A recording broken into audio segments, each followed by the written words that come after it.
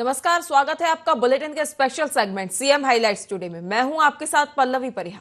देखिए हमारे साथ कि कैसे मुख्यमंत्री डॉक्टर मोहन यादव की पहलें मध्य प्रदेश को बदल रही हैं। Mohan moves, MP improves.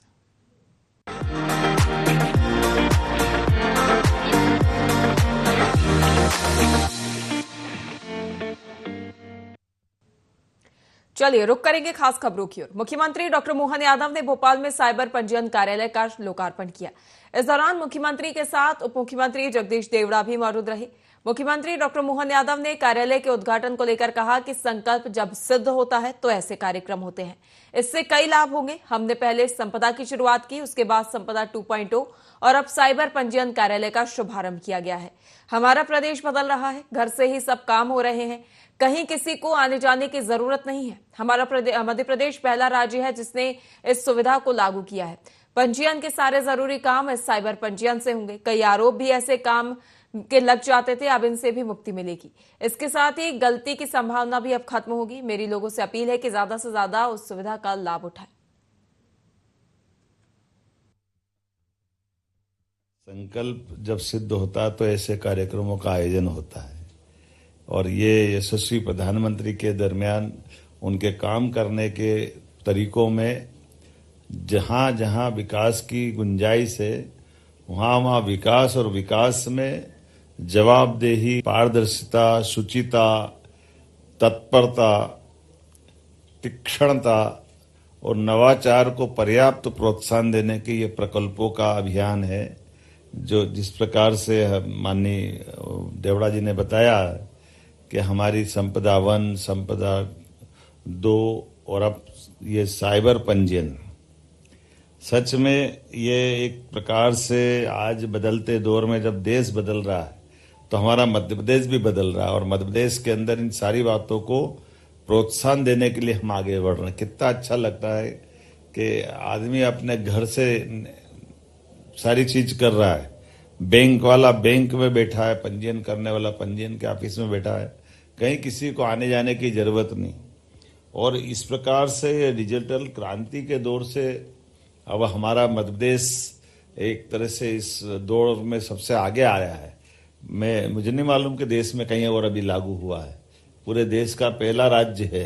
जोरदार अभिनंदन करते। मैं आपको सबको यहाँ देख रहा हूँ ताली बजा करके, जहां तक भी आप बैठे हैं, जो भी बैठे हैं, सारे लोग ताली बजा करके इस पूरे आयोजन का एक तरह से भागीदार बने। और जो मैं देख रहा हूं कि इसमें लोन, मुख्तियारनामा, माइनिंग लीज, हलफनामा, power of attorney, partnership deed, सारे पंजीयन के जो जरूरी काम है वो सब साइबर पंजीयन के माध्यम से हो रहे हैं। तो कई प्रकार के जो आरोप लगते हैं उससे बचने का मौका भी मिल जाएगा। और जब हम अपने इन तकनीक के बाद में इसकी सुरक्षितता भी बहुत है। कई बार कागज बना के ले जाते हैं, कागज पानी में गिर गया, कहीं कुछ और गुम गया, कोई किसी ने फाड़ दिया गुस्से में, या 50 तरह की चीजें रहती है। लेकिन अब इन सारी बातों से एक तरह से मुक्ति मिलेगी। आज की नई पीढ़ी के लिए नया समय आया है और ऐसे में पंजीयनकर्ताओं से निवेदन करूंगा कि इसका लाभ अधिकतर लोग उठाए और नीचे तक इसकी बात भी पहुंचाए।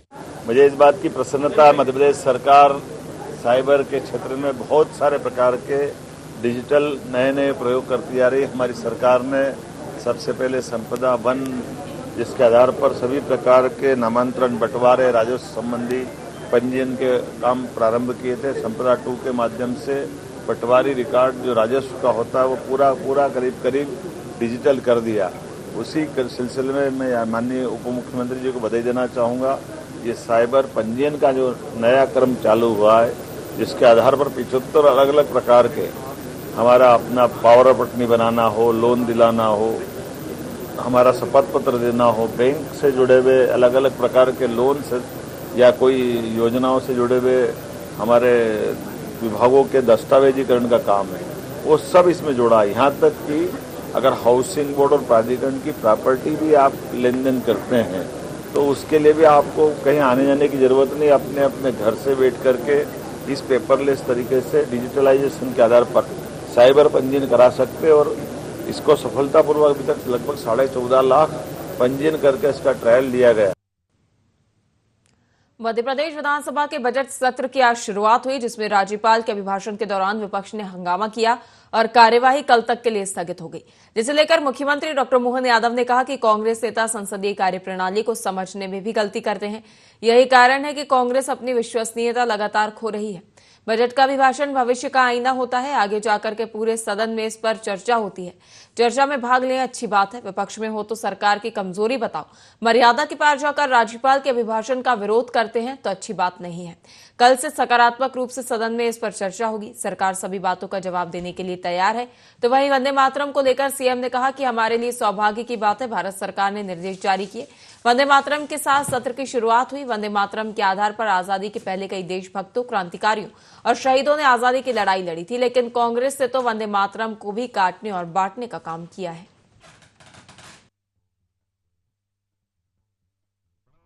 है वो जो संसदीय कार्यप्रणाली को भी समझने में गलती करते हैं। कांग्रेस लगातार इसी कारण से अपनी विश्वसनीयता खो रही है। बजट का अभिभाषण भविष्य का एक आईना होता है, जिस पर आगे जाकर के पूरे सत्र में चर्चा होती है। चर्चा में भाग लो, अच्छी बात हो तो आप प्रशंसा कर दो, कोई बात नहीं। प्रतिपक्ष में हो तो आप अपनी तरफ से कमजोरी बताओ। अगर आप मर्यादा के दायरे के बाहर जाकर के राज्यपाल के अभिभाषण पर टीका टिप्पणी करते हो तो मैं मान के चलता हूँ अच्छी बात नहीं। मैं उम्मीद करूंगा कि कल से इस पे जब सकारात्मक स्वरूप से चर्चा होगी तो खुल करके प्रतिपक्ष अपनी बात करे, सत्ता पक्ष अपनी बात करे।